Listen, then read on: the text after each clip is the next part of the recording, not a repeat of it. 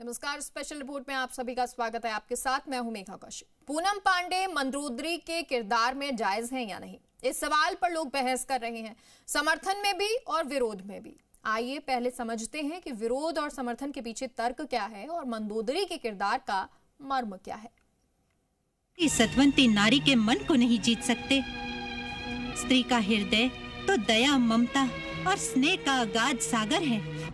एक धर्मपरायण स्त्री, बुद्धि विवेक वाली स्त्री, रावण के अहंकार के आगे भी हार न मानने वाली, पति को हमेशा धर्म सम्मत सीख देने वाली। यदि कोई सती स्त्री शाप दे तो स्वयं ब्रह्मा और शिव भी उससे किसी प्रकार से आपकी रक्षा नहीं कर सकते। फिर ये कवच क्या कर लेगा? क्या ऐसी महिला के रोल में अभिनेत्री पूनम पांडे फिट बैठती हैं? दिल्ली की लव कुश रामलीला कमेटी के फैसले के बाद ये सवाल गंभीर है। चर्चाओं का दौर भी जारी है। पूनम पांडे के बचाव में भी बातें हो रही हैं और विरोध में भी। रामलीला कमेटियों से हमारा यह आग्रह जरूर है कि कुछ तो मर्यादा का पालन करिए। जिन कलाकारों को आप ले रहे हैं उनका इतिहास, भूगोल, उनका आचरण क्या है, क्योंकि लोग देखते हैं, लोग सोचते हैं। स्वामी जितेंद्रानंद के अपने तर्क हैं।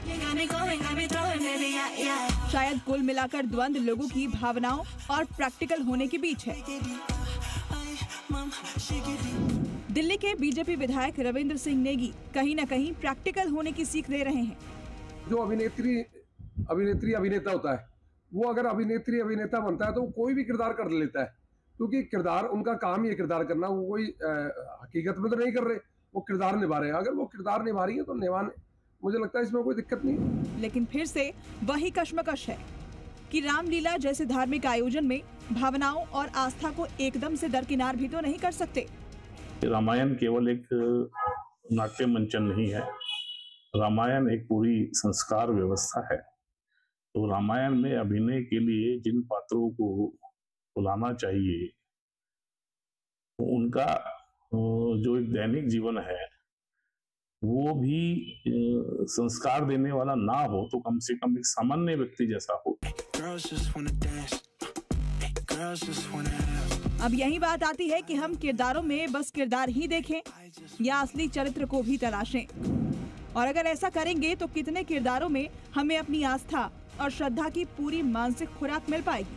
बहरहाल, जितना बड़ा ये विवाद है उससे बहुत जटिल इसके मर्म को समझना है। तो आज हम ये काम अपने मेहमानों पर छोड़ेंगे, और ये मेहमान कोई सामान्य लोग नहीं हैं। बरसों बरस से रावण के किरदार को जीते रही हैं। अब भला इनसे बेहतर कौन बता सकता है कि मंदोदरी के किरदार में क्या अनिवार्य है। लेकिन इस पर बात करने से पहले मंदोदरी के मर्म को समझना भी बेहद जरूरी है। रामायण में मंदोदरी का किरदार बहुत ही महत्वपूर्ण है। वो रावण की पत्नी है, लेकिन अपने विवेक, धर्मपरायणता और नीतियों के ज्ञान के लिए जानी जाती है। वो सद्गुणों से संपन्न एक आदर्श नारी है। उसे सत्य असत्य का भेद बखूबी पता है। वो आखिर तक रावण और लंका को विनाश से बचाना चाहती है। ब्यूरो रिपोर्ट, जी न्यूज़।